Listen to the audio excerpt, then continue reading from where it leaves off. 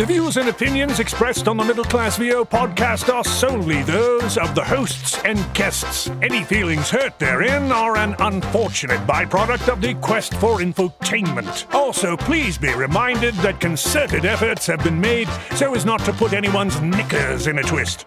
Having one's knickers in a twist is not an objective or goal. However, if your knickers are in a twist and it persists for more than 4 hours, please seek out a physician. Moreover, if anyone were to feel besmirched by any of the commentary on the Middle Class VO podcast, it would be purely coincidental. No besmirchment is intended.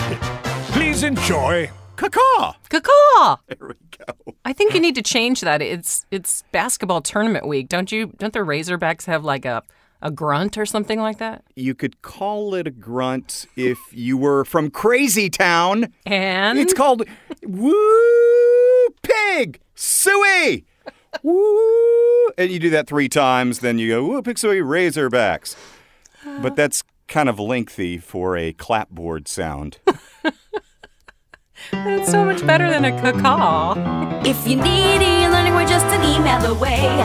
Corporate narration, tell us what to say. Explainer video, imaging radio, slinging local cars, reading IVR. No, we ain't no stars.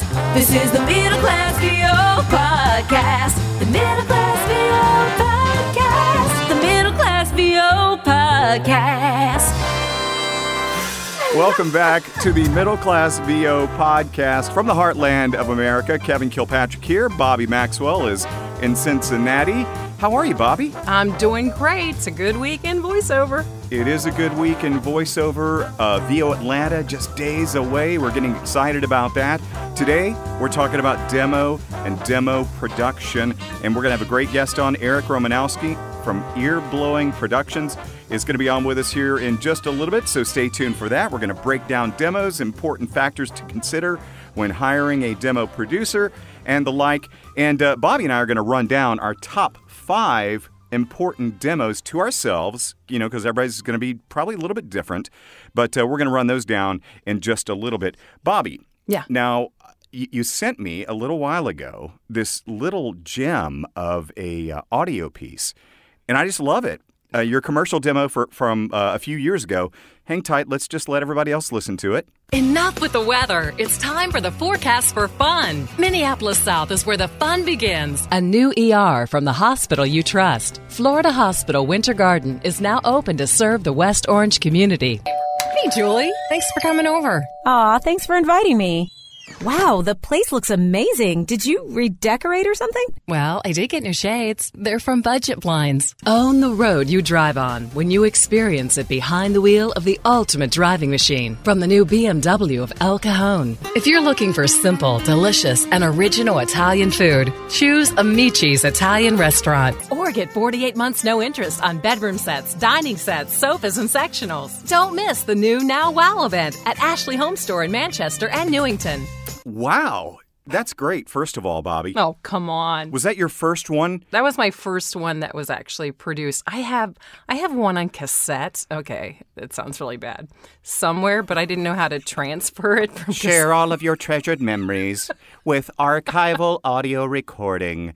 Give us your VHS tapes, your 8mm, and your cassettes, and we will transfer them to digital format for you. Yeah, I need to call those people. Bobbi, I still have a gigantic box of cassettes. It's all air checks for my old radio shows. When you were Gator? When I was Gator. And I will not let them go. It's like a treasured memory. I don't want to, because they might be worth some money one day. You never know. Yeah, when we get rich and famous. Exactly. Ba-da-ba-ba. Getting back to that demo, so that was your first demo that you had produced professionally as a full-time voice actor? Actually, a couple of those in there were real spots, which, I wouldn't do today. And then a couple of them were produced by a gentleman in the business. And just even that, I think it's like 3.5 years old, something like that. Mm-hmm. And I already see so many things that I did wrong with that. For example, I had another female voice on there. It was a back and forth. Ooh. Well, you just heard it. And I shouldn't have had another female voice on there. What if they want to hire her? No. Yeah, that's interesting. I have to say the same thing. I've been guilty of that myself. Now, if you could go back and talk to past Bobbi and tell her something before that demo's produced, what would you tell her? I would tell her to get coaching. Get coaching, a lot of it, so that I was really at the top of my game when I was making my demo. Because you're going to keep your demo for a while, and you don't want to have to keep switching it up every year when you improve. So, get the coaching, and then go to produce the demo when I really felt, and the demo producer felt like I was ready. Fair enough. I wonder what Eric will have to say about that. He'll probably agree with us on that particular point. Mm-hmm. Okay, so we kind of broke down some of Bobbi's demo, and I have left you a treasure for checking out. Bobbi, you want to check that out? Yes, let me play this one. Remember that fun family camping trip? No? Well, how about the trip to the curb last night with the garbage cans? Get off the couch, out the door, into an RV and go. So pull up anchor and get you and yours to Navy Pier. Drive home the vehicle of your dreams today during the Rocktober sales event at Advantage Suzuki, West Pine and Timothy Lane. Right on the corner, right on the price. So let's say you live in Florida, in Jacksonville. As a member, their entire fleet is at your disposal. They have it all. Stereos, TVs, computers, and all kinds of electronics and grown-up toys. That way, you can make it home before the cows do. This tailgate tip brought to you by Publix, where shopping is a pleasure. Wow. I did not have a demo professionally produced. Well, I take that back. I had an imaging demo produced in 2004 or 5, right when I first started doing this. That was the only time I ever had a professional demo produced until these last 3 years, because I've always produced my own stuff. Yeah, and you're good at it. Well, and that stuff is clips. That's clips. The majority of that was clips from actual work. So that's a lot of other people's work on there. But I would never do that again. I trust other people's ear that are in this industry more than I trust my own. Good point. Skip-it-a-ba-ba-ba. Speaking of demos, and speaking of the importance of demos, Bobbi and I are going to count down our top 5 demos. We're going to each have our own list. Bobbi's going to talk about her top 5. I'm going to talk about my top 5 and why they are important to us. So, Bobbi, you give your 5 and I'll give my 5 and we'll keep going. Okay, at number 5 is my automotive demo. Now, Kevin hires me for automotive, and I don't, sorry that it's so low on the list. But it's okay. It's, it's not the most important. It's a good demo. Actually, you did some of the work on that. And it's a good demo, and it does show my skills and my versatility in there. And I get a lot of automotive work. So I'm going to have it up there on my website in the top 5. At number 4 would be promo. That's where I want to go. We talked about this on week 1. That's what I want to do. So it's important to me. It's a very, very good demo. Not just, I'm talking production-wise. I worked with someone out on the West Coast. I just think it was very well produced, and it's current, and it has a lot of different styles in it. So that is at number 4 in my list. At number 3 is my business narration demo, because there's a lot of work out there in corporate narration. So they're going to find me, through this, and it's important to me, and it's a good income. Mm-hmm. At number 2, and you're going to think this is strange, is my 6-second demo. Oh, which is all little 6-second, pieces. There's, I think, 10 of them. And the reason for that is because I'm getting hired, and I'm seeing a lot more auditions for that digital work. The 15-second thing you're going to hear on Spotify. If you hear on Spotify or Pandora, you're seeing more and more auditions for that. I'm getting hired for them. I don't know if you are. So hearing just those little 6-second snippets of what I'm capable of doing in that short amount of time, I thought was a great demo. And I think more and more producers, especially the younger producers coming in, are going to want to hear that. Mm-hmm. And at number 1 is my main commercial demo, which I get hired on the most. It truly is me in everything I can do in the commercial realm. Wow. See, this is an interesting experiment because I really felt like that we would be similar all the way. But you've got a couple of demos on yours that's not even in my top 5. Interesting. Do tell yours then. Number 5 is corporate narration. And for all the same reasons you talked about, the business world, corporate narrating, I've been so fortunate to do corporate narration for Samsung, Apple, Verizon, and a bunch of major companies. And there's good money to be made doing it. Going on to number 4, and these are important to me for these reasons. Number 4 is my promo demo, my network promo demo. Mm-hmm. Now, I haven't done a lot of work in network promo. However, I just got a shiny new promo demo done in the last couple of months. And so that's why I'm excited to, I got a new website in development and everything, and I'm reaching out to agents and this kind of thing. And so things are moving, things are shaking, and I'm looking forward to see how my number 4 demo, which is my promo demo, performs. Number 3, it is a tie between my imaging and affiliate stuff. That's the kind of work that I want to seek out more because that's the kind of work, and we'll get into more detail about this kind of stuff and all the different genres, but imaging and affiliate work, that's the mailbox money. That's the stuff that's coming in every single month that you're laying your foundation for the work. And if you can work hard, hustle, and get those kind of counts, then you're going to see that good base income coming in. So number 3 is my imaging and my TV affiliate stuff. Love it. My number 2 demo, now this is something Tom Pinto calls this genre his candy store, and it's becoming mine too, is documentary work. Number 2 is my documentary demo. Documentaries, they can pay well. Some of them do, some of them don't. But to me, they are among the most rewarding and satisfying types of VO you can do. You're always learning something. You're telling a story. And I love that part. And so that's my number 2 demo documentary. That's my favorite demo of yours, by the way. Oh. I love your documentary demo. Bless your heart. Bless your heart. And my number 1 demo that I feel is the most important to me is my commercial demo. Mm-hmm. Skip-a-boop-ba-ba. Now, let's segue into a conversation with one of the best demo producers in all of the land. Eric Romanowski from Ear Blowing Productions is on the line with us. Hey, Eric, what's going on? All of the land. A little bit about Eric's history. Eric was the imaging director for a group of radio stations in Virginia, and Eric transitioned from radio to demo producing. He kind of made the transition like Bobbi and I did from radio into this world of voiceover. Eric, tell us a little bit more about the transition. Yeah, I mean, it happened a few years ago unexpectedly.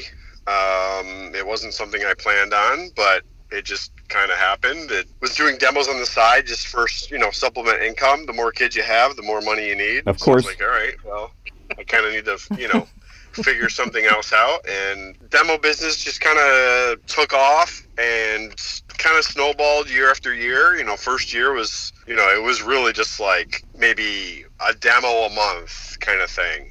I wasn't even like promoting it, that kind of thing. My main focus was the radio station. Then it kind of snowballed to 2 demos a month, and then I went to VO Atlanta. That was my first conference. Went there, and people were coming up to me and they knew me. And I was like, this is weird. Like, I didn't know half these people knew me, or they would say like, oh, I heard the demo you did for so-and-so. It's great. And, people talk, more than you think they do. Mm-hmm. I remember when the guys from ACM called you out at the front of the room. Do you remember that, Eric? Yeah, Mark Gus. Yeah. Yeah. That was kind of crazy too. I'm sitting there because Mark and I had talked a bit, and he was kind of one of the people that was like pushing me to start doing coaching and stuff. But yeah, he called me out in the I don't even think it was a radio imaging thing. It was just an ACM thing, and it was a management course. Yeah, and he was talking about radio imaging at that point, and he told me to stand up, and then after that there was like 8 people like waiting. I think that's how I met you, Bobbi, right? Yeah, I think I was the first one to you because you were sitting right behind me. It's like, can I talk to you? Yeah, and it kind of caught me off guard. I didn't expect it. I met like Tom Pinto, and he's like, Eric Romanowski. I'm like, Tom, like, how do you even know about me? Like, so that was like, I don't know, it was very humbling. I had that same conversation with someone else. Like, people keep tabs on other people in the industry, and I came back, and told myself, came back from VO Atlanta, told myself, in a year, I'm gonna leave radio. And a month later, I couldn't keep up with the work, and I'm literally talking to my wife saying, I don't think I can do this anymore. Like, I can't keep up. I'm working till 2 in the morning, waking up at 7, going to work, not seeing the kid. It was just nuts. So then I was like, all right, well, I guess I'm leaving radio. Bobbi and I can testify about your work. You've produced a couple of demos for me, a kick-butt radio imaging demo in the news sports category, and also a great TV affiliate demo that I'm getting nibbles on without really even marketing it too much. And Bobbi, what did he do for you? He did 2 radio imaging demos, AC, Hot AC, and Country. And then in 2018, we also did TV affiliate. Now, I will say that Eric is a specialist in radio imaging. However, Eric is changing the game because he is now doing in-show narration. He's doing commercial demos. Eric, what is your menu, so to speak, of demos? Yeah, I try to stick with, the 5 main, I would say, radio imaging, promo, affiliate, narration, and commercial. Those are pretty much the main ones. Do you agree with Bobbi and I that commercial is the number one demo to have professionally produced? To an extent, yeah. It depends on the person, and where they're located. It depends what their interests are.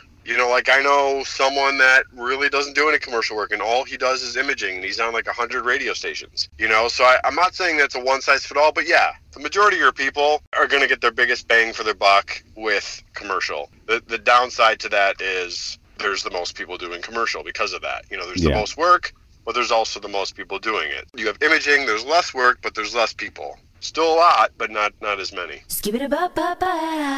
Eric, when somebody is considering getting a demo produced, what are some things that they should think about when choosing a demo producer? Obviously, listen to their work. You gotta listen to the work, and you gotta know what a good demo sounds like and what a bad demo sounds like. And I get it. Everyone's coming at it from a different angle.